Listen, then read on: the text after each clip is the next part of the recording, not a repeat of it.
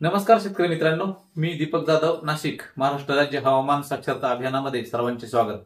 बघा, आज 14 सप्टेंबर, तर आज दुपारी भारतीय हवामानशास्त्र विभाग, इंडियन मेट्रोलॉजिकल डिपार्टमेंट यांनी त्यांच्या पेजवरती टाकलं की सर्वात आधी त्या ठिकाणी आपण जे अपडेट देतोय, तर 14 तारखेपासून राजस्थानच्या जैसलमेर भागातून, बऱ्याच मोठ्या भागातून मान्सून रिटर्नला सुरुवात झाली।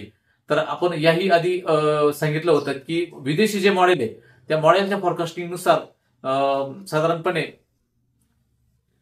जैसलमेरच्या भागातून मान्सून रिटर्नची प्रोसेस 18 तारखेला सुरू होईल। परंतु त्याआधीच जे काही आयएमडीचे पॅरामीटर्स असतात की जर बघा स्क्रीनवरती बघा तुम्ही, आजची जर सॅटेलाइट इमेज बघितली तर राजस्थानवरती कुठल्याही प्रकारचे ढग दिसत नाही। हा पहिला त्यांचा क्रायटेरिया आपण त्या ठिकाणी पुरा झालेला आहे। दुसरं म्हणजे त्या ठिकाणी वॉटर वेपर बघा, जी सॅटेलाइट इमेजरी असते, तर इनसॅट 3DR सॅटेलाइटच्या इमेजमध्ये जर बघितलं, चेक केलं तर त्या ठिकाणी वॉटर वेपर ही खूपच कमी दिसते। दुसरा क्रायटेरिया पूर्ण झालाय। त्यानंतर तिसरी इमेज त्या ठिकाणी बघा, तर साधारणपणे ट्रोपोस्फिअर मध्ये 850 हेक्टोपास्कल हवेचा दाब ज्या ठिकाणी असतो, तर त्या ठिकाणी ट्रोपोस्फिअर मध्ये 5000 फूट उंचीवर राजस्थानवरती 850 हेक्टोपास्कल इतका हवेचा दाब, तो देखील आज तो क्रायटेरिया पूर्ण झालाय। आता मान्सून रिटर्नची प्रोसेस ही या ठिकाणी सुरू झाली मित्रांनो। तर बघा, मान्सून रिटर्न होताना असं नसतं की इमेजवरती बघा, साधारणपणे महाराष्ट्रातून 5 ऑक्टोबर ते 9 ऑक्टोबरच्या आसपास मान्सून एक्झिट होईल।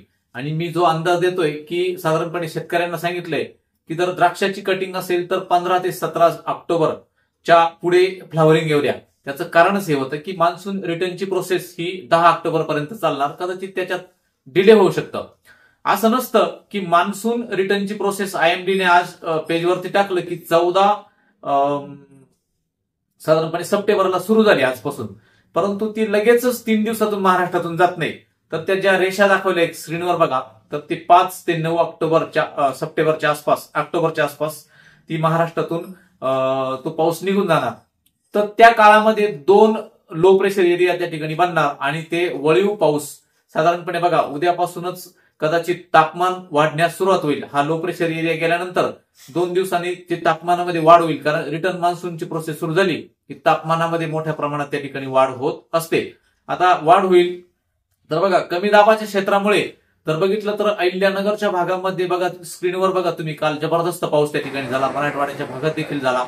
परंतु जे काही उत्तर महाराष्ट्रामध्ये जो पावसाचं काही डिफिशियन्सी होती, तर ती डिफिशियन्सी ही साधारणपणे या रिटर्न मान्सूनच्या 10 ते 15 दिवसामध्ये ती भरून निघणार आहे। लक्षात घ्या, आज 14 तारीख आहे आणि आयएमडीने सांगितलं की 10 ऑक्टोबर पर्यंत मान्सून रिटर्न होणार।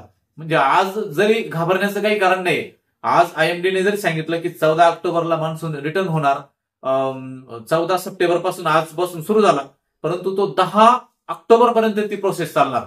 कदाचित त्याच्यामध्ये असं होतं, त्याच वेळेस जर एखादा लो प्रेशर एरिया तयार झाला तर त्याच्यात अजून डिले होण्याची शक्यता असते। असं नसतं की आयएमडीने सांगितलं आणि फक्त ते पॅरामीटर्स जे होते ते राजस्थानने आज पुरे केले। त्या ठिकाणी शुष्कता दिसलीये, सॅटेलाइट इमेजरीमध्ये दिसतंय, वॉटर वेपर इमेजरीमध्ये दिसतंय, वाइंड जो आहे, जे किती हेक्टोपास्कल हवेचा दाब पाहिजे तो देखील पुरा झालाय त्या ठिकाणी, हा एक अंदाज।